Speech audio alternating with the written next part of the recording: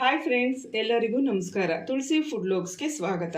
ಇವತ್ತಿನ ವಿಡಿಯೋನಲ್ಲಿ sweet corn masala ಹೇಗೆ ಮಾಡೋದು ಅಂತ ತೋರಿಸ್ಕೊಡ್ತೀನಿ, ಬನ್ನಿ. ಒಂದು ಬಾಣಲಿ ತಗೊಂಡಿದ್ದೀನಿ, ಅದಕ್ಕೆ ಒಂದು ಸ್ಪೂನು ಬೆಣ್ಣೆ ಹಾಕ್ತಾ ಇದ್ದೀನಿ. ಬೆಣ್ಣೆ ಎಲ್ಲ ಕರಗಿದ್ಮೇಲೆ ಒಂದು ಅರ್ಧ ಕಪ್ಪಷ್ಟು ಸ್ವೀಟ್ ಕಾರ್ನ್ನ ತಗೊಂಡಿದ್ದೀನಿ.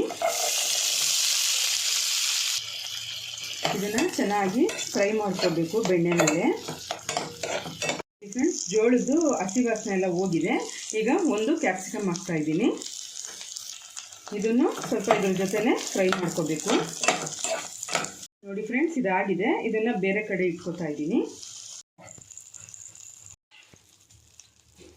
ಒಂದು ಬಾಣಲಿಲಿ ಮತ್ತೆ ಒಂದು ಸ್ಪೂನು ಬೆಣ್ಣೆ ಹಾಕ್ಕೊಂಡಿದ್ದೀನಿ.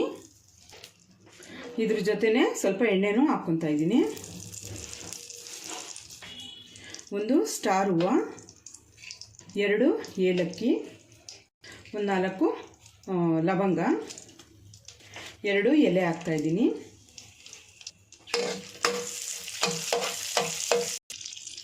ಈಗ ಮೂರು ಈರುಳ್ಳಿನ ಉದ್ದುದ್ದಕ್ಕೂ ಹೆಚ್ಚಿ ಹಾಕ್ತಾಯಿದ್ದೀನಿ. ಇದು ಸ್ವಲ್ಪ ಫ್ರೈ ಆಗಬೇಕು. ಕೊನೆಯಲ್ಲಿ ಒಂದು ಸ್ಪೂನು ಬೆಣ್ಣೆ ಹಾಕ್ಕೋಬೇಕು ಮೇಲೆ. ಈರುಳ್ಳಿ ಸ್ವಲ್ಪ ರೋಸ್ಟ್ ಆಗಿದೆ. ಈಗ 3 ಟೊಮೊಟೊನ ಪೇಸ್ಟ್ ಮಾಡಿ ಹಾಕ್ತಾ ಇದ್ದೀನಿ.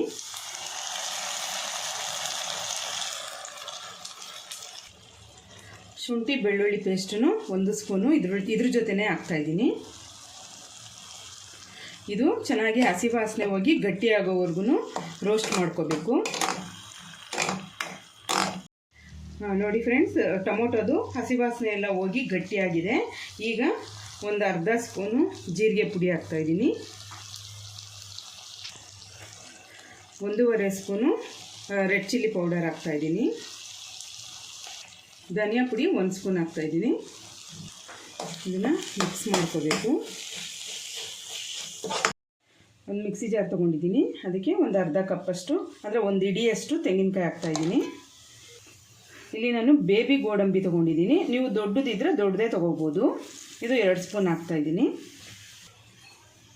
ಸೋಂಪು ಒಂದು 1/4 ಸ್ಪೂನಷ್ಟು ಹಾಕ್ತಾಯಿದ್ದೀನಿ. ಇಷ್ಟನ್ನು ಚೆನ್ನಾಗಿ ನುಣ್ಣಗೆ ಸ್ವಲ್ಪ ನೀರು ಹಾಕ್ಕೊಂಡು ರುಬ್ಕೋಬೇಕು. ಈಗ ಸ್ವಲ್ಪ ಗಟ್ಟಿಯಾಗಿರುತ್ತೆ ಫ್ರೆಂಡ್ಸ್. ಈಗ ಸ್ವಲ್ಪ ನೀರು ಹಾಕ್ಕೊತಾ ಇದ್ದೀನಿ, ಜಾಸ್ತಿ ಹಾಕ್ಕೊಳ್ಬಾರ್ದು. ರುಚಿಗೆ ತಕ್ಕಷ್ಟು ಉಪ್ಪು ಹಾಕ್ತಾಯಿದ್ದೀನಿ. ಇದನ್ನು ಸ್ವಲ್ಪ ಮಿಕ್ಸ್ ಮಾಡ್ಕೋಬೇಕು. ತೆಂಗಿನಕಾಯಿ ರುಬ್ಕೊಂಡಿದ್ವಲ್ಲ, ಅದನ್ನು ಹಾಕ್ತಾಯಿದ್ದೀನಿ. ಜಾರ್ನಲ್ಲಿ ಸ್ವಲ್ಪ ನೀರು ಹಾಕ್ಬಿಟ್ಟು ಹಾಕ್ತಾಯಿದ್ದೀನಿ. ಇದನ್ನು ಮಿಕ್ಸ್ ಮಾಡ್ಕೋಬೇಕು. ಒಂದು 1/4 ಸ್ಪೂನಷ್ಟು ಗರಂ ಮಸಾಲ ಹಾಕ್ತಾಯಿದ್ದೀನಿ. 1 ಸ್ಪೂನು ಸಕ್ಕರೆ ಹಾಕ್ತಾಯಿದ್ದೀನಿ. ಹುರಿದಿರೋಂಥ ಕಾರ್ನ ಹಾಕ್ತಾಯಿದ್ದೀನಿ.